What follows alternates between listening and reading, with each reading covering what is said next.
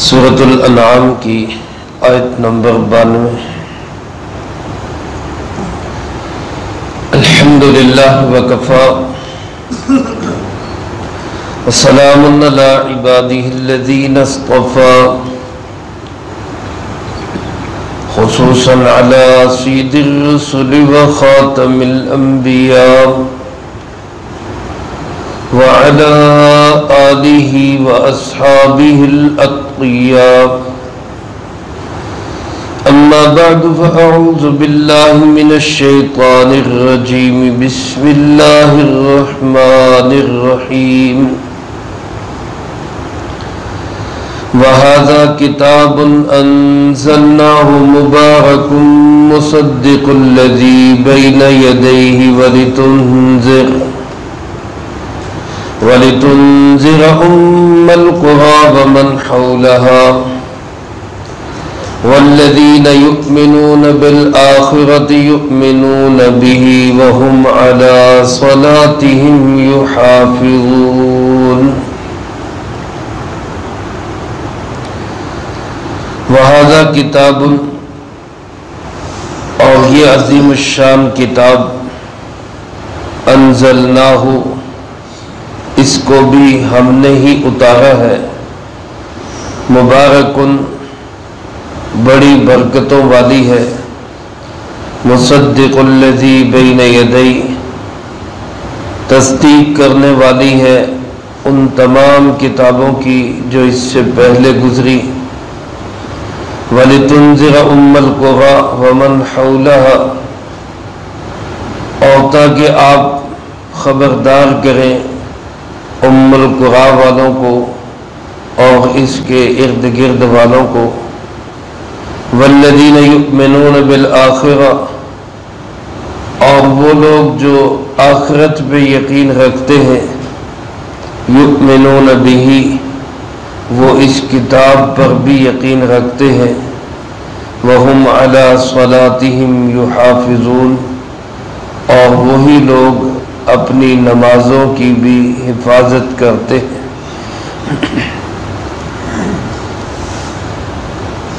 اس سے پہلی آیت مبارکہ میں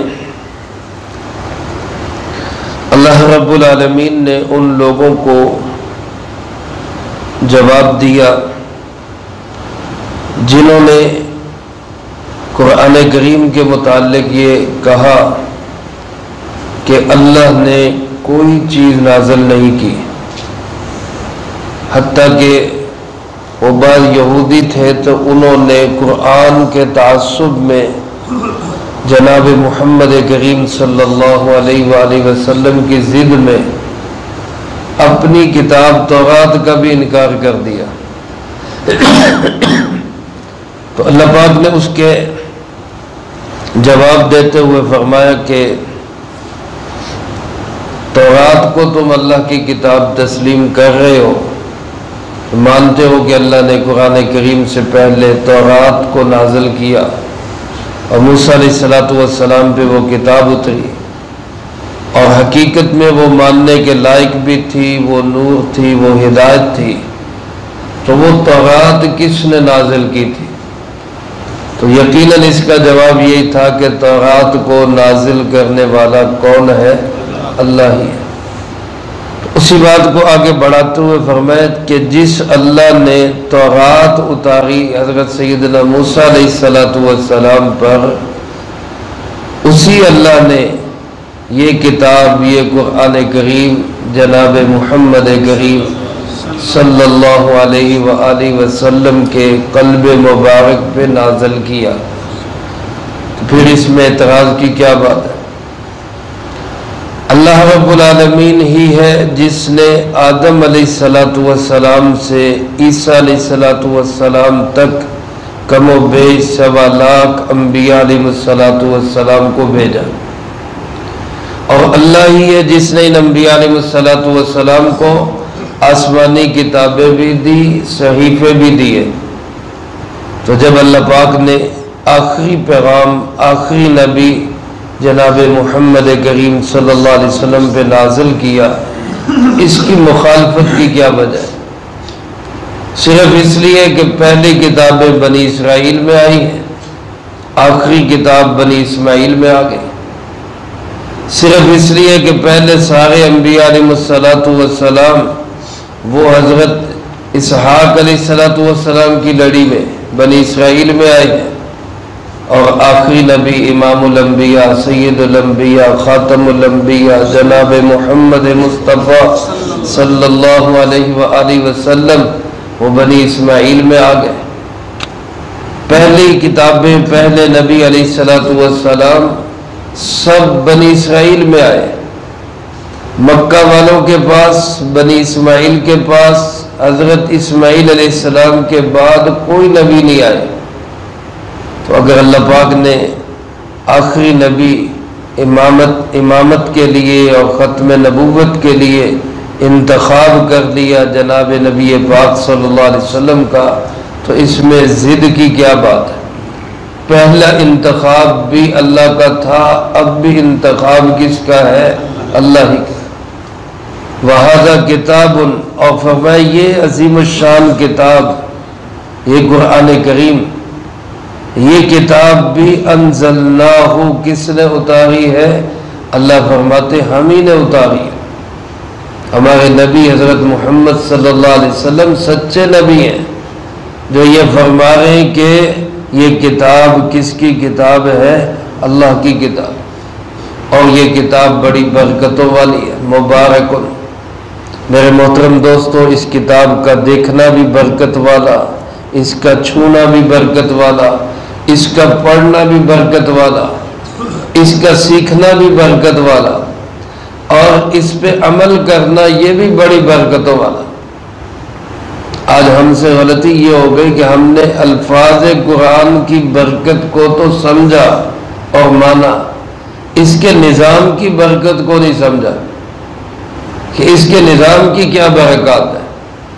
یہی وجہ ہے کہ قرآن تو پڑھا جاتا ہے، پڑھایا جاتا ہے، سنا جاتا ہے، بخشوایا جاتا ہے، لیکن جب یہی قرآن کہتا ہے کہ سود چھوڑ دو تو چھوڑنے کے لیے کوئی تیار نہیں ہوتا، کیونکہ اس نظام کی برکات نہیں سمجھتے ہم۔ حالانکہ اگر ہم اس سود کو چھوڑ دیں تو اللہ کی کتنی رحمتیں برکتیں ہمارے اوپر آئیں، ہم تصور بھی نہیں کر سکتے، سوچ بھی نہیں سکتے، لیکن ہم جکڑے ہوئے سودی نظام کے اندر، ایک فرد سے لے کر پوری قوم تک سب سودی نظام میں ہم جکڑے پڑے۔ اللہ ہمیں اس نظام سے نکلنے کی ہمت اور توفیق نصیب فرمائے، اور اس کے لیے یہ یقین ہی کافی ہے کہ اس کتاب کے نظام پہ چلیں گے تو لاکھوں کروڑوں اربوں بے شمار ان گنت برکات اللہ پاک نصیب فرمائے گا۔ تو محض پڑھنے کی، محض برکت کی، محض مردے بخشوانے کی، محض دھو کے پلانے کی کتاب نہیں ہے، بلکہ عمل کی کتاب ہے۔ کاش ہم اس پہ عمل کر کے اس کی برکات کو حاصل کر لیں۔ اللہ پاک فرماتے ہیں اس کتاب کے سچے ہونے کی ایک نشانی یہ ہے کہ مصدق لما بین یدی، یہ کتاب اپنے سے پہلی ساری کتابوں کی تصدیق کرتا ہے۔ قرآن کریم کہتا ہے تورات میں جو کچھ ہے وہ بھی سچ ہے، قرآن کریم کہتا ہے زبور میں جو کچھ ہے وہ بھی سچ ہے، قرآن کریم کہتا ہے انجیل میں جو کچھ ہے وہ بھی سچ ہے، قرآن کریم یہ کہتا ہے انبیاء علیہ السلام کے صحف میں جو اللہ نے نازل کیا وہ سب سچ ہے۔ پہلی کسی کتاب کی بھی قرآن تردید نہیں کرتا، ہر کتاب کی تصدیق کرتا ہے۔ یہی دلیل ہے کہ یہ اللہ کی سچی کتاب ہے۔ اور میرے عزیز دوستو، یہاں اس پہ بھی غور کریں کہ اللہ پاک نے یہ تو فرمایا الذی بین یدی، اپنے سے پہلی کتابوں کی، بعد والی کا ذکر نہیں کیا۔ اس سے معلوم ہوا کہ بعد میں کوئی کتاب ہے ہی نہیں۔ جیسے آپ صلی اللہ علیہ وآلہ وسلم اللہ کے آخری نبی ہیں، ویسے قرآن کریم اللہ کا آخری پیغام ہے۔ جیسے آپ کے بعد نبی کوئی نہیں، قرآن کریم کے بعد کوئی پیغام، کوئی وحی اور کوئی نہیں ہے۔ اس قرآن کریم کا مقصد کیا ہے؟ اللہ پاک فرماتے لِتُنذِرَ أُمَّ الْقُرَىٰ فَمَنْ حَوْلَهَا، پہلی کتابیں آئیں خاص بنی اسرائیل کے لیے، خاص علاقوں کے لیے، خاص قوموں کے لیے۔ قرآن کریم عالمی کتاب ہے، قرآن کریم ہدی للناس ہے، قرآن کریم اس نبی علیہ السلام پہ نازل ہوا جن کی شان رحمت للعالمین ہے۔ قرآن کریم اس نبی علیہ السلام پہ نازل ہوا جن کے لیے اللہ پاک نے فرمایا لِتَكُونَ لِلْعَالَمِينَ نَذِيرًا، تاکہ آپ عالمین کے لیے نذیر بن جائے۔ تو قرآن کریم مکہ والوں کے لیے بھی ہے، مکہ کے ارد گرد تمام دنیا کے لیے۔ ام القریٰ علماء نے لکھا ہے مکہ مکرمہ کا نام ہے۔ ام القریٰ بستیوں کی ماں، بستیوں کی اصل، بستیوں کی جڑ بنیاد، اس لیے کہ دنیا میں جب کچھ نہیں تھا، پانی پانی تھا، تو سب سے پہلے جو خشکی کا ایک چھوٹا سا بلبلہ سا نمودار ہوا وہ اس جگہ پہ ہوا جہاں آج بیت اللہ بنا ہوا ہے۔ سب سے پہلے جو دنیا میں گھر بنایا گیا، ان اول بیت وضع للناس للذی ببکۃ مبارکا، سب سے پہلا دنیا میں اللہ کا گھر وہ بیت اللہ، سب سے پہلی خشکی وہ مکہ مکرمہ اور بیت اللہ۔ باقی سارے شہر اسی شہر کی بیٹیاں، تو ام القریٰ بستیوں کی ماں، شہروں کی ماں، تمام شہروں میں سب سے بنیادی شہر وہ مکہ مکرمہ ہے۔ اللہ پاک فرماتے ہم نے یہ قرآن پاک آپ کو اس لیے دیا کہ آپ مکہ مکرمہ والوں کو بھی خبردار کریں، اور ومن حولہ، جو مکہ کے ارد گرد ہے۔ علماء نے لکھا ہے مکہ کے ارد گرد میں مشرق سے مغرب، شمال سے جنوب، پوری دنیا مکہ کے ارد گرد ہے۔ گویا یوں کہہ لے کہ مکہ مکرمہ سینٹر ہے، ساری دنیا اس کے دائیں بائیں گھوم رہی ہے۔ اب اس ساری دنیا کے لیے پیغام، آخری پیغام کون سا پیغام ہے؟ وہ قرآن کریم ہے، اللہ کے نبی علیہ السلام کا پیغام ہے۔ اس کو مانو، اس کو تسلیم کرو، اس کی تبلیغ کرو، اس کو سیکھو، اس پہ عمل کرو، اس کی تنفیذ کرو، اس کے احکامات کو دنیا میں لاگو کرو۔ اس کے بغیر دنیا کو امن چین نہیں مل سکتا۔ اور فرمایا کہ والذین یؤمنون بالآخرہ یؤمنون بہ، جن لوگوں کا آخرت پہ ایمان ہوتا ہے وہ قرآن پہ بھی ضرور ایمان رکھتے۔ آخرت پہ ایمان میرے عزیز دوستو ایک ایسی بہترین چیز ہے جو انسان کو تیر کی طرح سیدھا رکھتا ہے۔ آج اگر کوئی شخص چوری سے بچے گا تو وہ آخرت کے ڈر سے بچے گا، اگر کوئی بے ایمانی سے بچے گا فکر آخرت کی وجہ سے بچے گا، کوئی اگر کرپشن سے بچتا ہے تو فکر آخرت کی وجہ سے بچتا ہے، کوئی ظلم سے، زیادتی سے، کسی کا حق مارنے سے بچے گا تو وہ فکر آخرت سے بچے گا۔ اگر آج چور چوری سے باز نہیں آتا تو اس لیے کہ اس کو آخرت کا کوئی ڈر نہیں ہے۔ اگر آج بدماش بدماشی سے نہیں رکتا اس لیے کہ اس کو آخرت کی کوئی فکر نہیں ہے۔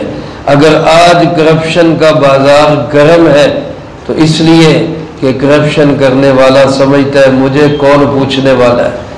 آج قاتل یہ سمجھتا ہے میری کوئی پکڑ نہیں۔ اگر میرے عزیز دوستو فکر آخرت، اللہ کے سامنے پیش ہونے کا ڈر، خوف خدا دل میں آ جائے تو کون ایسا شخص ہے جو اس کے بعد بھی گناہوں کی طرف جائے۔ اس لیے فکر آخرت ایک بنیادی چیز ہے۔ اللہ پاک فرماتے جن کے دل میں آخرت کا فکر، آخرت کا ڈر اور آخرت کا ایمان اور یقین ہوگا وہ قرآن پہ بھی ضرور ایمان رکھیں گے، اور ان کی نشانی یہ ہوگی کہ وَهُمْ عَلَىٰ صَلَاتِهِمْ يُحَافِظُونَ، وہ اپنی نمازوں کی حفاظت کرنے والے ہوں گے۔ آج اگر ایک شخص نماز کے لیے آتا ہے، نیند کے باوجود، سستی کے باوجود، دل نہ چاہنے کے باوجود، تو کس لیے آتا ہے؟ کہ ہمیں آخرت میں اس کا اجر ملے گا۔ اب دیکھیں نا، اللہ کی توفیق سے الحمدللہ ہم 20 25 50 لوگ بیٹھے نماز پڑھی ہے، قرآن کا درس سن رہے ہیں، اور سینکڑوں ہزاروں ایسے ہیں جو نہیں آئے مسجد میں۔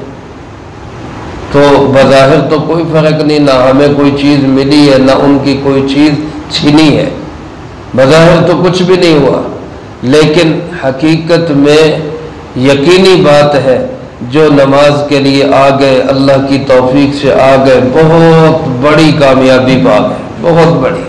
اللہ ہمیں اس کا یقین نصیب فرما دے۔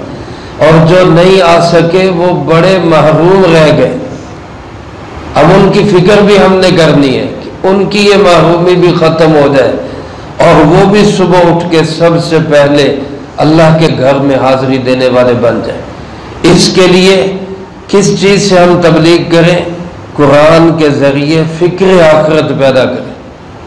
بھائی قرآن ہمیں بتا رہا ہے قیامت ہے، قرآن ہمیں بتا رہا ہے قبر ہے، قرآن ہمیں بتا رہا ہے حشر ہے، قرآن ہمیں بتا رہا ہے اللہ کے سامنے پیش ہونا ہے۔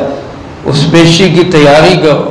اس کے لیے پہلا بڑا عمل یہ ہے کہ آؤ نماز کی حفاظت کرتے ہیں۔ جس کی نماز مضبوط ہوگی، محفوظ ہوگی، اس کے باقی سارے اعمال بھی مضبوط اور محفوظ ہوں گے۔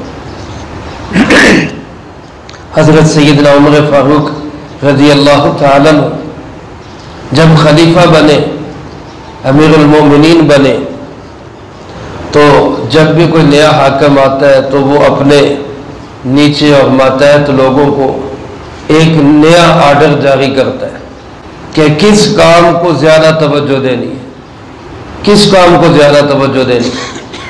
اب حضرت عمر رضی اللہ تعالیٰ عنہ امیر المومنین بنے تو آپ اندازہ کریں کہ انہوں نے اپنے عمال کو، گورنروں کو، وزراء کو، مشیروں کو کس کام کی طرف سب سے زیادہ توجہ دلائی؟ خط لکھا، لیٹر لکھا، آرڈر جاری کیا، ان اہم امورکم عندی الصلاۃ، میرے نزدیک تمہارے سارے کاموں میں سب سے اہم کام وہ نماز کا کام ہے۔ جو وزیر، مشیر، گورنر نماز نہیں پڑھ سکتا وہ حکومت کے کام کا اہل بھی نہیں ہے۔ اور آج دیکھیں ہم کہاں چلے گئے، ہم نماز کو وقت کا ضیاع سمجھتے ہیں، جتنی دیر میں نماز پڑھنی اتنی دیر میں ہم کوئی دنیا کا کام کر لیں۔ جب تک ہم نماز کو مضبوط نہیں کریں گے ہمارا کوئی عمل مضبوط نہیں ہو سکتا۔ اس لیے میرے عزیز دوستو، آج سے میں بھی، آپ بھی سب نیت کریں، انشاءاللہ ہم خود بھی پکے نمازی بنیں گے اور دوسروں کو بھی پکا نمازی بنائیں گے انشاءاللہ۔ قرآن کا یہ پیغام ہم اپنے گھر سے لے کر، گلی محلے سے لے کر پورے علاقے میں پہنچائیں گے انشاءاللہ۔ اسی قرآن کے پیغام کے لیے ہمارے شہر فیصل آباد میں 18 ستمبر کو یعنی جمعرات کے دن، یہ پرسوں جو جمعرات ہے، اجتماع ہو رہا ہے اسماعیل مرکز میں، ڈائیو روڈ پر اسماعیل مرکز میں۔ جمعرات کی ظہر سے شروع ہوگا اور جمعے کی عشاء کی نماز کے وقت دعا ہوگی۔ تو ایک پیغام ہم پورے علاقے میں پھیلا دیں، گلی گلی میں، کوئی محروم نہ رہ جائے، کوئی نہ کوئی وقت، گھنٹہ، 2 گھنٹے، 4 گھنٹے، پورا وقت ہمارا وہاں اللہ کے دین کو سیکھنے سمجھنے کے لیے لگ جائے، بہت بڑا قیمتی بنے گا۔ تو سب نیت کرتے ہیں انشاءاللہ اس پیغام کو گھر گھر پہنچائیں گے انشاءاللہ، خود بھی جائیں گے اجتماع میں انشاءاللہ، دوسروں کو بھی انشاءاللہ لے کر جائیں گے۔ اللہ مجھے آپ کو سب کو عمل کی توفیق نصیب فرمائے، جو کہا سنا اس کو زندگی میں لا کے دوسروں تک پہنچانے کی توفیق عطا فرمائے۔ اللہم لک الحمد کما ینبغی لجلال وجہک وعظیم سلطانک، اللہم لا احصی ثناء علیک انت کما اثنیت علی نفسک، اللہم لک الحمد کما انت اہل، صلی علی محمد کما انت اہل، وفعل بنا ما انت اہل، فإنك أهل التقوى وأهل المغفرة.